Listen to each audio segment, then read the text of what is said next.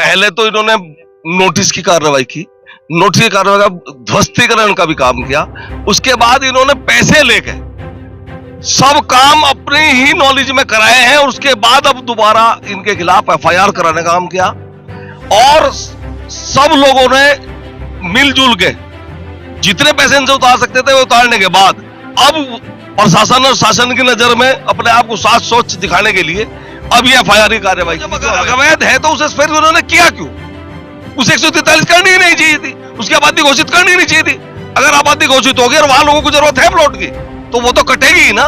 जब आप तो काट रहे, बताओ एमडीए ने एक कॉलोनी काटी है पूरे शहर में, आप तो काट रहे, तो जिन लोगों को जरूरत है मकान बनाने के लिए, लोग घरों के लिए तरस रहे, तो उनके लिए जरूरत नहीं पूरी करेगा। आजकल एमडीए ने कौन सी कंपनी उसमें कॉलोनी में फैसिलिटी दी इन्होंने? बताओ, हर कॉलोनी में चले जाओ आप, कहीं पे भी पैसा तो इनके पास पहुंच जाता है। पैसा तो इनके पास, ये मान के चलो आप कि स्टार्टिंग में जमीन घुसने से, काम करने से, जब से ही इनकी उगाई शुरू हो जाती है। लेकिन किसी भी कॉलोनी में इनके द्वारा कोई फैसिलिटी दी जाती है क्या? पैसा तो मांगने इनका जेई एई एक्शन सब आ जाते हैं वहां पे। हर इनके चमचे जो छोटे छोटे चमचे होते हैं वे भी आ जाते हैं। लेकिन फैसिलिटी के नाम पे छोटे आदमी होते हैं, पता नहीं किस तरह से पैसा देते हैं। हमने भी किसान को पैसा दिया हुआ है, वहां पे काम कर रखा है, उसके बाद मतलब फिर बुलडोजर चलता है वहां पे। सर मतलब हर किसी का सामना होता है। कोई अब बाल्यान जी की तरह तो है नहीं कि 30,000 रुपए 40,000 रुपए गज की तो भाई कोई प्लॉट लेगा। हर एक यहाँ पे हमारा मुजफ्फरनगर आपको पता है कि किस तरह का मध्यम वर्ग का एफआईआर में किसानों के नाम भी लिख दिए, तो किसानों का क्या हुआ है उसमें? दूसरी चीज, आपने अगर वहां एक बार 10 मकान बनवा दिए, चाहे वो आपने पैसे लेके बनाए अभी अनदेखी करके बनवाए, तो वहां तो कॉलोनी डेवलप होगी ना। तो उनकी क्या गलती है जिन्होंने वहां रेवेन्यू देके, स्टाम्प ड्यूटी देकर घर से पैसे लगा के वहां प्लॉट खरीदा है? आज उनका उत्पीड़न हो रहा है, आज वो दहशत में है, वे लोग सोच रहे हैं पता नहीं। दोस्तों, एसबी न्यूज इंडिया के डिजिटल पैनल, आपके अपने Facebook page, YouTube channel Amrish Balyan पर आप सबका हार्दिक स्वागत है, अभिनंदन है। इस वक्त हम मुजफ्फरनगर में केंद्रीय मंत्री डॉक्टर संजीव बाल्यान जी के निवास पे मौजूद है और यहाँ सैकड़ों की तादाद में शहर के लोग आज पहुंचे हैं। किस समस्या को लेकर ये लोग आज यहाँ पहुंचे हैं, उसी बारे में जो लोग धरना प्रदर्शन कर रहे हैं उनसे बात करते हैं। व्यापारी नेता राकेश त्यागी जी हमारे साथ में मौजूद है। राकेश जी, क्या प्रकरण है?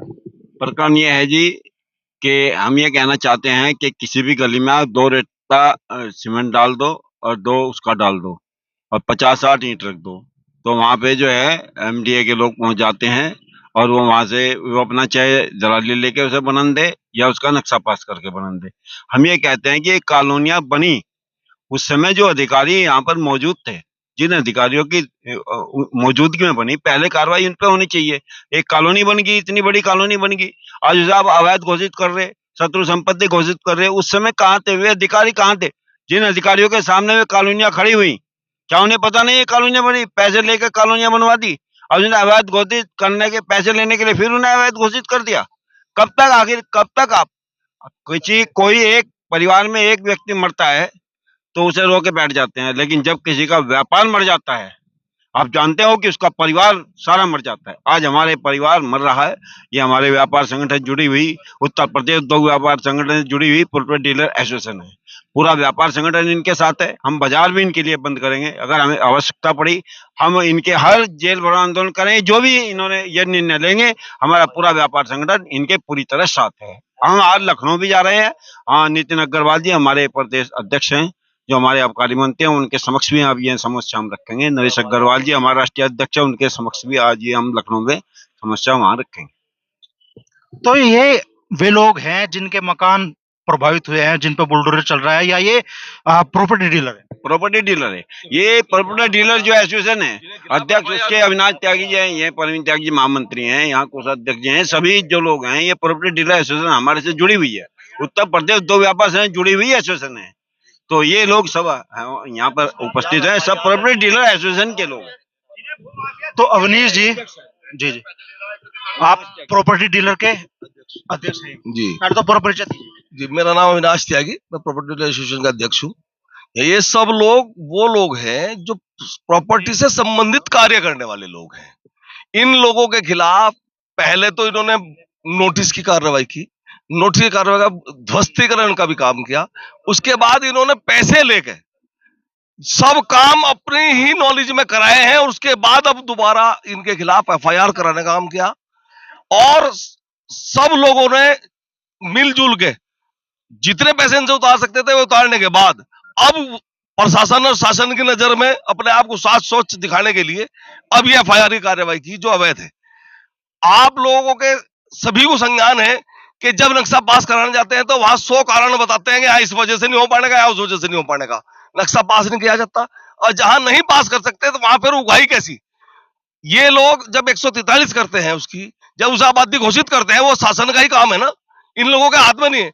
वो जब अवैध है तो उसे फिर उन्होंने किया क्यों?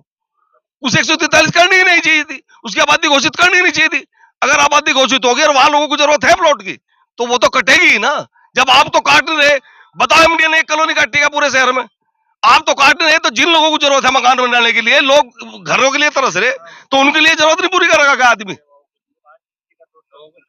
आप जिस तरह के प्रोफेशन से आते हैं, व्यापारी वर्ग है, और व्यापारी वर्ग मोस्टली माना जाता है कि बीजेपी के पक्ष का है, वोटर है, फिर भी अपनी सरकार में आप लोगों को धरना प्रदर्शन में उत्पीड़न हो रहा, हमारी सरकार में हमारा उत्पीड़न हो रहा, और सबसे ज्यादा राजस्व देने वाले लोग हैं। इनकम टैक्स में, रिवेन्यू में, स्टाम्प ड्यूटी में सबसे ज्यादा रिवेन्यू देने वाले लोग हैं, और उन्हीं के साथ आज उत्पीड़न की कार्रवाई हो रही है। इसी के खिलाफ आज ये धरना यहाँ दिया गया। रोजाना सर हमारे उससे 100 बेनामे होते जी, हैं। क्या नाम है दोस्त? सर हम ये कहना चाहता हूँ कि हमारे जो काम करने से लगभग पर डे 100 बेनामे होते हैं, जिसकी मतलब राजस्व इतना अच्छा राजस्व जाता है वहां पे सरकार के। अगर हम बेनामे ना कराएं तो 10 बेनामे मुश्किल से तहसील में भी नहीं होंगे। फिर कम से कम इतना रोजगार या इतने लोगों के मकान बन रहे हैं, छोटे छोटे, हर कोई आदमी 20,000 या 30,000 रुपए गज नहीं ले सकता। हम जो 5,000 6,000 रुपए गज के रेट से प्लॉट देते हैं, एक किसान को जितना अच्छा मुआवजा मिलता है, इतना अच्छा पैसा मिलता है जमीन का, कोई खेती वाली जमीन को कोई नहीं दे सकता 20 लाख या 30 लाख रुपए के हिसाब से। केवल एक प्रॉपर्टी डीलर ही है जो उसको जमीन को लेने के बाद, उसमें अपना पैसा इन्वेस्ट करने के बाद उसको मतलब एक इस तरह से बनाता है कि वो आदमी वहां पे रह सके, सड़क अपने हिसाब से बनाता है। बताओ आजकल एमडीए ने कौन सी कंपनी उसमें कॉलोनी में फैसिलिटी दी इन्होंने? बताओ, हर कॉलोनी में चले जाओ आप, कहीं पे भी पैसा तो इनके पास बहुत जाता है। पैसा तो इनके पास, ये मान के चलो आप कि स्टार्टिंग में जमीन घुसने से, काम करने से, जब से ही इनकी उगाही शुरू हो जाती है। लेकिन किसी भी कॉलोनी में इनके द्वारा कोई फैसिलिटी दी जाती है क्या? पैसा तो मांगने इनका जेई एक्शन सब आ जाते हैं वहां पे, हर इनके चमचे जो छोटे छोटे चमचे होते हैं वे भी आ जाते हैं, लेकिन फैसिलिटी के नाम पे कोई नहीं आता। या तो हमें ये बताओ आप कि इस तरह से कॉलोनी अप्रूव्ड होगी, आप ये काम करो, इस तरह से करो, हम सब करने को तैयार है सर, हम मना नहीं कर रहे इस बात को, लेकिन कम से कम हमें बताओ तो सही कि किस तरह से क्या प्रोसीजर है, कोई सिस्टम अप्रूव्ड कॉलोनी में मान लो लोग भी, आप तो सैकड़ों की संख्या में आप प्रॉपर्टी डीलर हैं, लेकिन हजारों की संख्या में आपके वो लोग हैं जो आपके खरीदार हैं, आपसे ज्यादा तो परेशानी उनको उठानी पड़ेगी। बिल्कुल सर, उठानी पड़ रही है सर, उठानी पड़ रही है सर। अब वो बेचारे छोटे आदमी होते हैं, पता नहीं किस तरह से पैसा देते हैं। हमने भी किसान को पैसा दिया हुआ है, वहां पे काम कर रखा है, उसके बाद मतलब फिर बुलडोजर चलता है वहां पे सर। मतलब हर किसी का सामना होता है, कोई अब बाल्यान जी की तरह तो है नहीं कि 30,000 रुपए 40,000 रुपए गज की तो भाई कोई प्लॉट लेगा। हर एक यहाँ पे हमारा मुजफ्फरनगर आपको पता है कि किस तरह का मध्यम वर्ग का शहर है ये, गरीब आदमी तो इसी से। तो अध्यक्ष जी, अनअप्रूव्ड कॉलोनी डेवलप हो रही है, वो भी तो गलती हो रहा है ना? अगर अब वो अनअप्रूव्ड कॉलोनी है तो आप उसे अप्रूव्ड का रास्ता बताओ ना। जब ये जाते हैं 10-5 बीघे जमीन लेकर, कहते हैं ये तो पास होने की नहीं, जब वो पास ही नहीं होनी तो प्लॉट कैसे कटेगा? जब मान लिया वोटिंग आपने आबादी घोषित कर दी, वो आबादी में आ गई जमीन, तो फिर उसमें प्लॉट तो कटेगा ना। आप अप्रूव करना चाहो उसे अप्रूव करो, उसका रास्ता बताओ भाई ऐसे अप्रूव होगी। वो करते नहीं है, उसे तो कहते हैं यहाँ कहीं तो बता देंगे एग्रीकल्चर लैंड है, कहीं बता देंगे इंडस्ट्रियल है, कहीं बता देंगे आवास है, नहीं। तो जब वो पास ही नहीं हो पाएगी तो वो कटेगी कैसे? और मान लिया A to Z में 50 आदमी रह रहे और 50 ही आदमी को और कॉलोनी प्लॉट चाह रहे, तो वो अगर आप या तो एमडी काटे, एमडी काटता नहीं, जब एमडी नहीं काटता तो लोगों की जरूरत पूरी कैसे होगी? प्लॉट तो आप लोग ही कटवा रहे। जब आपने वहां आबादी घोषित करी तो प्लॉट तो शासन ने ही उसका आबादी घोषित करी, तो वो प्लॉट कटने के बाद जो लोग जरूरतमंद है वो लेंगे कहाँ? वही लेंगे जाओ ना वहां अपने अड़ोस पड़ोस में चारा। तो किस तरीके से अपनी मांगों को पूरा करने के लिए आप लोग संघर्ष करने के लिए तैयार? हमारा सबसे पहला तो मांग ये है कि जो व्यापारियों का उत्पीड़न हो रहा है वो नहीं होना चाहिए, एफआईआर सारी वापस होनी चाहिए। जो ध्वस्तीकरण की जो कार्रवाई कर रहे हैं, आप उसका जो लीगल पॉइंट है वो बता के, अगर वो आप उसे अप्रूव कर सकते करो, सब लोग तैयार है कराने के लिए, मगर आप अप्रूव करते नहीं हो, ऊपर से आप बुलडोजर लेके वहां पहुंचते हो, तो इसमें तो इनका भी उत्पीड़न हो रहा, किसान का भी उत्पीड़न है। उसमें एफआईआर में किसानों के नाम भी लिख दिए, तो किसानों का क्या हुआ है उसमें? दूसरी चीज, आपने अगर वहां एक बार 10 मकान बनवा दिए, चाहे वो आपने पैसे लेकर बनाए अभी अनदेखी करके बनवाए, तो वहां तो कॉलोनी डेवलप होगी ना। तो उनकी क्या गलती है जिन्होंने वहां रेवेन्यू देके, स्टाम्प ड्यूटी देकर, घर से पैसे लगा के वहां प्लॉट खरीदा है, आज उनका उत्पीड़न हो रहा है, आज वो दहशत में है, वे लोग सोच रहे हैं पता नहीं हमारे साथ क्या होगा। तो ये सब अनैतिक है, अवैध है। तो कब तक यहाँ तपती दोपहर में बैठेंगे आप लोग? जब तक हमारे मंत्री जी नहीं सुनने का, जब तक हमारे शासन नहीं सुनने का, जब तक यहीं बैठेंगे। अनिश्चित काल से यही धरना देंगे अगर हमारी बात नहीं सुनी जाने की, एफआईआर वापस नहीं होने की। योगी जी का तो नाम ही बुलडोजर बाबा पड़ गया, आप बुलडोजर के खिलाफ आज यहाँ बैठे हैं। बुलडोजर के खिलाफ नहीं है, अवैध कार्रवाई के खिलाफ है हम।